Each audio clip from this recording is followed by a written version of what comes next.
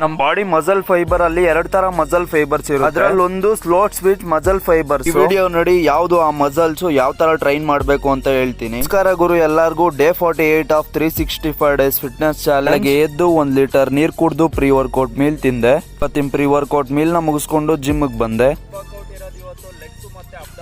Legs ಗೆ first variation ಆಗಿ smith machine barbell calf raisers ಮಾಡಿದೆ. 8 ಸೆಟ್ಸ್ ಮಾಡಿದೆ. 10 to 15 rep range ಅಲ್ಲಿ ಮಾಡಿದೆ. ಸೆಕೆಂಡ್ ವೇರಿಯೇಷನ್ ಆಗಿ RDLs ಮಾಡಿದೆ. 5 ಸೆಟ್ಸ್ ಮಾಡಿದೆ. 8 to 12 rep range ಅಲ್ಲಿ ಮಾಡಿದೆ. ಥರ್ಡ್ ವೇರಿಯೇಷನ್ ಆಗಿ ಸೀಟೆಡ್ ಹ್ಯಾಮ್ಸ್ಟ್ರಿಂಗ್ ಕರ್ಲ್ಸ್ ಮಾಡಿದೆ. 5 ಸೆಟ್ಸ್ ಮಾಡಿದೆ. 10 to 15 rep range ಅಲ್ಲಿ ಮಾಡಿದೆ. ಫೋರ್ತ್ ವೇರಿಯೇಷನ್ ಆಗಿ ಸುಮೋ ಸ್ಕ್ವಾಟ್ಸ್ ಮಾಡಿದೆ. 5 ಸೆಟ್ಸ್ ಮಾಡಿದೆ. 10 to 15 rep range ಅಲ್ಲಿ ಮಾಡಿದೆ. ಆಬ್ಸ್ ಗೆ ಕೇಬಲ್ ವೇಟೆಡ್ ಕ್ರಂಚಸ್ ಮಾಡಿದೆ. 5 ಸೆಟ್ಸ್ ಮಾಡಿದೆ. ಹೈಯರ್ rep range ಅಲ್ಲಿ ಮಾಡಿದೆ. ಒಂದು ವೇರಿಯೇಷನ್ ಆಪ್ ಕ್ರಂಚಸ್ ಮಾಡಿ ಇವತ್ತಿನ ವರ್ಕೌಟ್ ಮುಗಿಸಿದೆ. ಫ್ಲೋಟ್ ಸ್ವಿಚ್ ಮಸಲ್ ಫೈಬರ್ಸ್ ಯಾವುದು ಅಂದ್ರೆ ಕಾಫ್ ಮಸಲ್ ಮತ್ತೆ trap muscle, rear delt, abs ಮತ್ತೆ ಲೋವರ್ ಬ್ಯಾಕ್ ಆಗಿರುತ್ತೆ. ಫೈಬರ್ಸ್ ನ ಲೋ ಇಂಟೆನ್ಸಿಟಿ ಹೈ ವಾಲ್ಯೂಮ್ ಅಲ್ಲಿ